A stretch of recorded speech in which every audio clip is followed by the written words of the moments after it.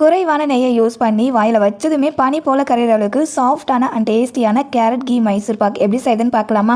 அதுக்கு ஒரு பேனில் 1 கப் அளவுக்கு கடல் மாவு சேர்த்துட்டு பச்சை வாசனை போகிற வரைக்கும் மறுத்துக்கோங்க. ஒரு பவுல் எடுத்துட்டு அதில் 1.5 கப் அளவுக்கு எந்த ஒரு ஃப்ளேவரும் இல்லாத எண்ணெய், 1/2 கப் அளவுக்கு நெய்யை மெல்ட் பண்ணி ஆட் பண்ணிட்டு மிக்ஸ் பண்ணி எடுத்துக்கோங்க.